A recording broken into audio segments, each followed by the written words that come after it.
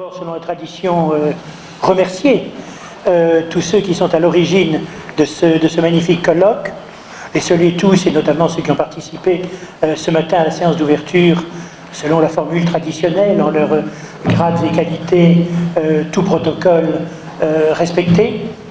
Parmi ceux-là, je voudrais naturellement mettre une mention spéciale pour le directeur du centre de formation des collectivités territoriales. Également, une mention tout à fait spéciale aux responsables de la faculté de droit public de l'université de Bamako, bien sûr le Dounia Camara qui a bien voulu me nommer tout à l'heure, et le professeur Dembélé qui a parlé il y a un instant avec beaucoup de talent. Après un professeur très jeune, M. Dembélé, vous avez aujourd'hui un modérateur très âgé, votre serviteur. Nous commençons tout de suite, mais en sachant que ce panel présente une caractéristique que je vais me permettre d'évoquer. Nous avons 3 participants qui vont intervenir, et nous avons une longue période de discussion. Il faudra en profiter. Parfois, dans ces colloques, les communications débordent un peu, surtout dans la mesure où un quart d'heure seulement est prévu pour chaque communication. Et cet après-midi, le doyen Camara va devoir se montrer très vigilant. Cette communication d'un quart d'heure chacune, moi-même j'y serai et je respecterai ce temps, hein, bien sûr. Mais là, pour 1 heure de débat, et là, 3 communications et pour 1h15 de débat. En plus, le temps a été parfaitement respecté. Je me permettrai donc de faire deux petites remarques.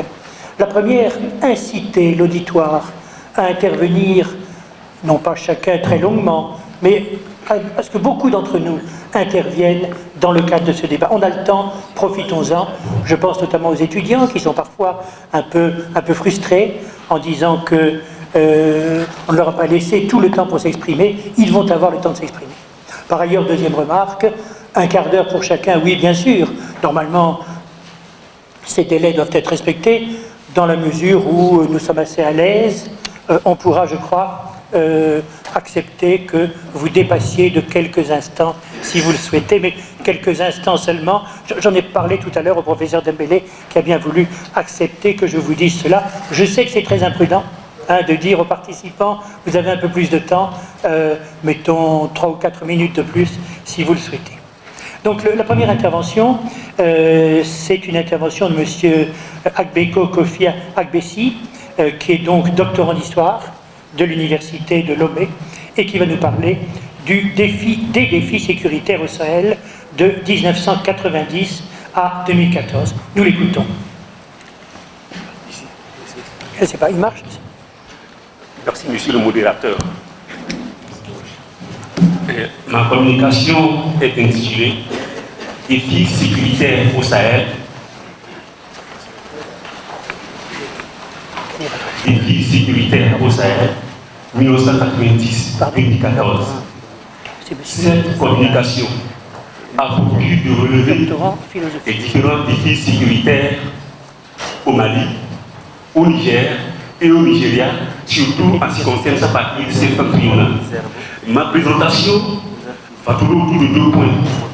Le premier, des questions identitaires à l'injustice sociale sortent de l'irrédentisme.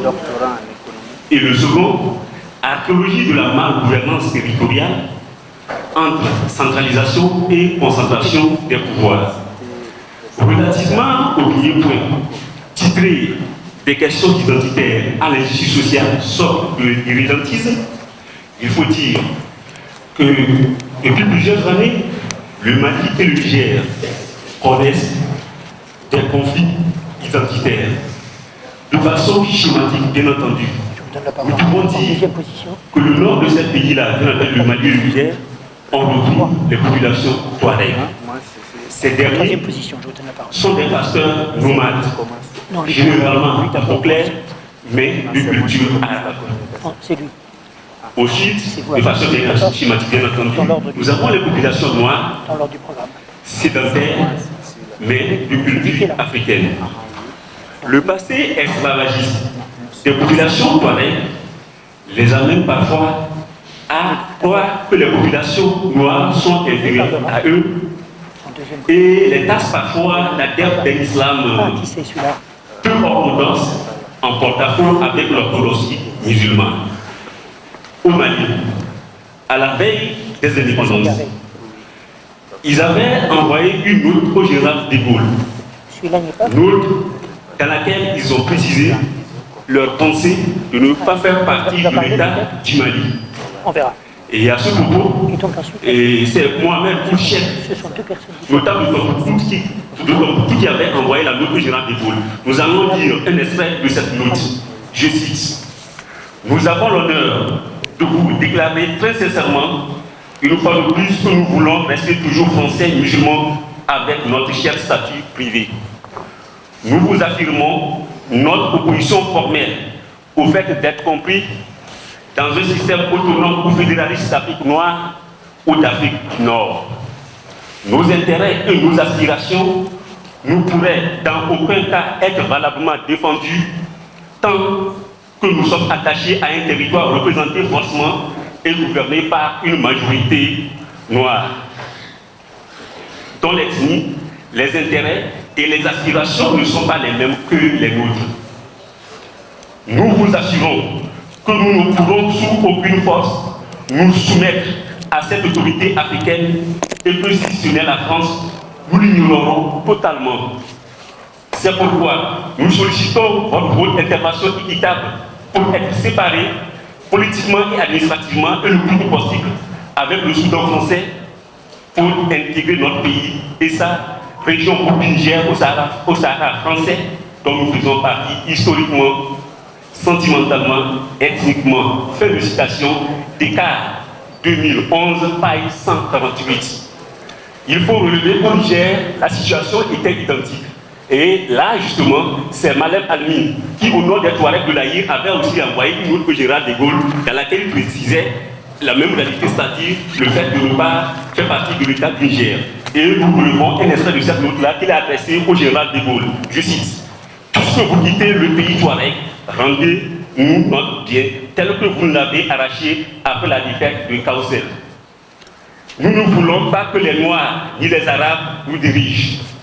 Puisque l'indépendance s'annonce et que vous la donnez, alors nous les Touaregs, nous voulons nous diriger nous-mêmes et rassembler notre société tout entière là où elle se trouve dans notre pays.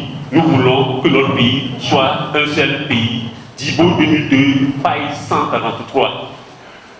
Mais quand on scrute ces deux lettres, on se rend bel et bien compte que ce sont des notes suscitées par justement l'administration coloniale française à l'époque, dans le but justement de fragiliser ces États après leur indépendance. À ce propos, nous allons relever des données d'archives qui font partie d'un témoignage d'un Touareg. Et je cite: un Français, un grand écala qui dirigeait la section Miharis, qui nomadisait dans l'Aïr, m'a convoqué au puits de Sikerat. Le Français m'a dit: je vais vous donner des armes pour empêcher les Noirs de posséder le désert Touareg après notre départ. Moi et d'autres officiers de l'armée française, on va organiser vos tribus pendant le rassemblement de juillet. Après, vous prendrez les armes pour les distribuer à vos guerriers, car le pays est à vous et vous allez le protéger. Nous, il n'est pas à nous, nous allons partir. Source: Product Award 1998, cité par Descartes 2011, page 143. Le général de Gaulle ne va pas justement accéder à ces revendications-là. Du coup, le Mali et le Niger vont accéder à leurs indépendances. Cette question Touareg, qui devrait en principe être réglée par l'ancrage ou l'enracinement de l'État-nation, va plutôt être exacerbée par une injustice sociale marquée par la marginalisation des territoires Touareg, où l'État pratiquement n'existe pas au Grand Nord. Et là, la présence parfois de l'État relève du symbolique.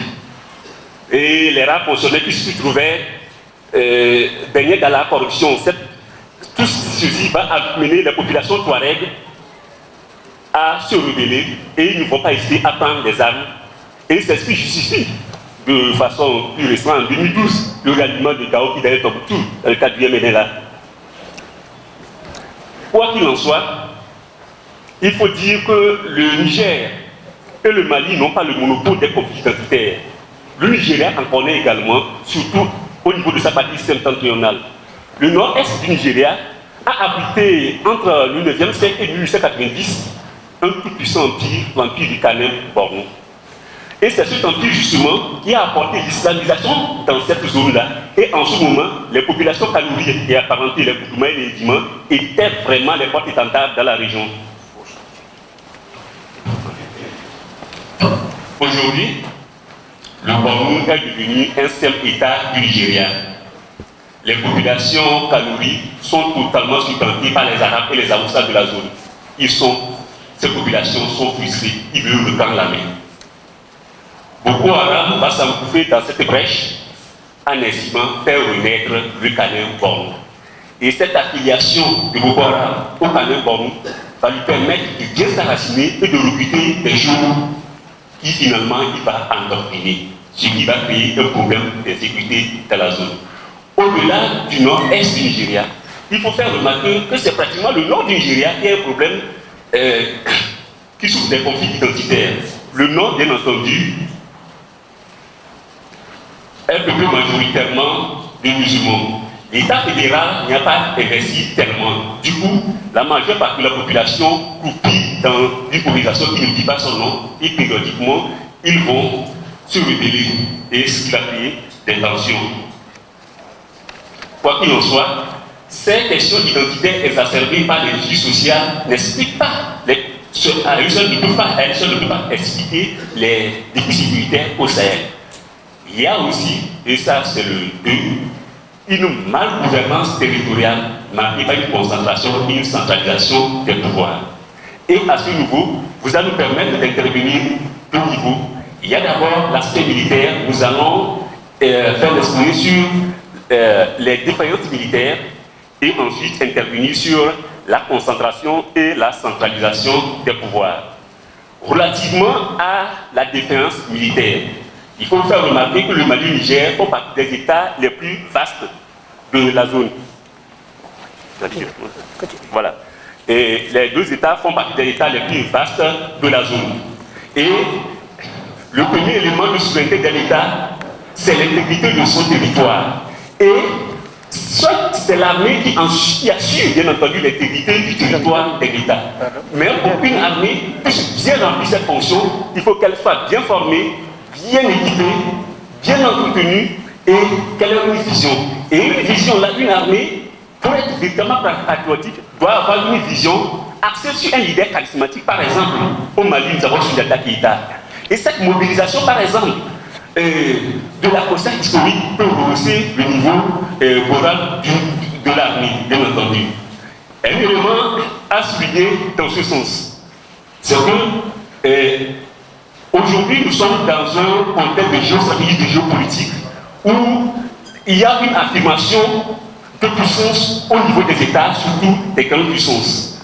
Et au regard des accords de défense que ces États ont signés avec l'administration coloniale française, il faut le relever ici, même s'il y a des atouts, il me semble qu'il peut y avoir aussi à revoir. C'est au nom de ces accords de coopération que ces États, par exemple, envoient un certain nombre de leurs officiers se faire former en France. Ça leur donne un professionnalisme reconnu. Cependant, il n'est pas exclu qu'il y ait certains qui puissent devenir des hommes liges qu'on pouvait manipuler à tout moment et ça peut constituer des données chrysogènes. Et c'est au nom de cette coopération aussi qu'on pouvait envoyer dans ces États des coopérants qui vont aider justement dans l'ancrage de dispositifs sécuritaires. Mais comme nous sommes dans un cadre de relation entre États où ce sont les intérêts qui priment, le jour où les intérêts de leur pays ne seront pas véritablement respectés, ils peuvent, maîtrisant le dispositif sécuritaire de ces États-là, ils peuvent les fragiliser d'une manière ou d'une autre. Ces deux pays-là, quand on prend l'aspect de l'achat du matériel, ne produisent pas. Et ils sont obligés aussi d'acheter leur matériel militaire auprès des grandes puissances qui veulent les dominer. Une grande puissance qui veut vous dominer ne peut pas vous donner une souveraineté militaire.